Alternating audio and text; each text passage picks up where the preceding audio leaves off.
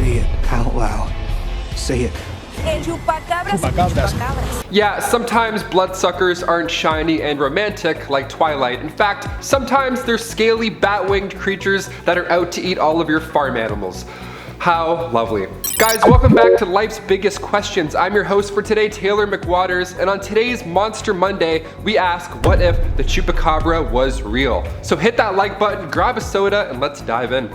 Tales of the Chupacabra first began back in 1995 in Puerto Rico, and it all began in a rather gruesome way. So what started to happen was people would wake up to their animals, whether it was livestock or pets, they'd wake up and, well, the name itself should give you a hint as to their fate if you paid attention in Spanish class. Chupacabra comes from the Spanish terms chupar, which means to suck, and cabra, which means goat. Hence why it's referred to as the goat sucker, which as far as nicknames go, you know, it's not bad. It's not the most terrifying, but it's more weird than anything, you know? The reports, however, were extremely frightening because witnesses would describe the creature standing up tall, like a kangaroo, but it was scaly like a lizard, and it had red eyes, and the mouth was all wet and alien-like, a lot of drool happening there. Well, okay, for starters, if this thing is home, we need him on our team.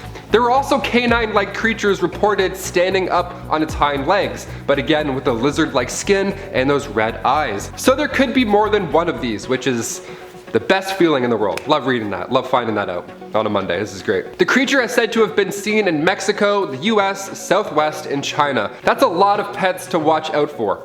Just because its name is the goat sucker also doesn't mean that goats are the only meal that it fancies. No, God no. Cats, dogs, rabbits, basically anything cute that we love, that's what it's gonna come for, so you're welcome. In just 1 year, there were around 2,000 reports of animals that had their blood sucked, leaving behind fang-like puncture marks in their necks.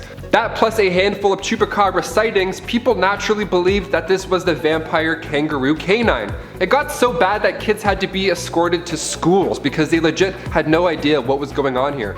For all they know, it could have been the vampires from I Am Legend, just huddled up around your goat, just waiting for it to fall asleep and then sucks the blood out of it, well, goat suckers.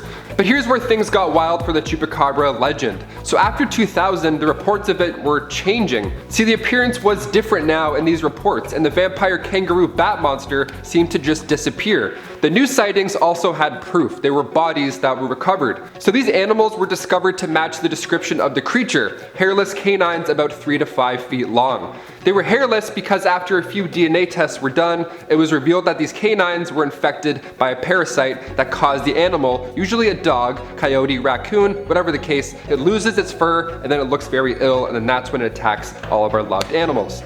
So yeah, if you're walking home and you saw a coyote, that's already terrifying. But if there was a coyote without its fur and it was drooling and walking like a zombie, yeah, I would absolutely think that was a Chupacabra. So its main snack of choice is a goat. So first step of action here, folks, if this thing was real, we gotta hire security for some goats. Or if these Chupacabras are only 5 feet, let's get some goat bunk beds. I mean, goats already like to do parkour, but being honest, they're probably fine just as they are. They've evolved to survive these Chupacabras.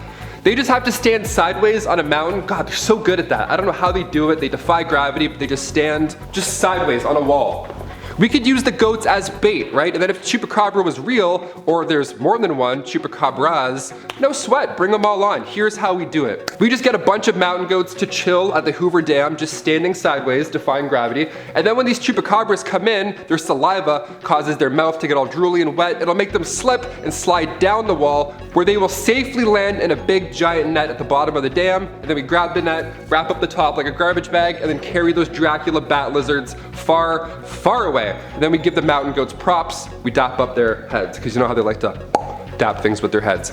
But honestly, before we think about this thing kicking around in modern times, like any myth or legend, we have to trace it back to the beginning. The first sighting of the Chupacabra. It was in 1995, and the witness was a woman by the name of Madeline Tolentino in Puerto Rico. So one single eyewitness started this whole thing off. Well, it turns out that these animals that were biting the bullet, this isn't a new theme for that area. Reports go back to around 1975. So animals getting the life sucked out of them by other animals doesn't mean it's just one thing. But when it comes down to Madeline's initial report, the appearance is suspiciously close to the appearance of the outsider in the movie Species.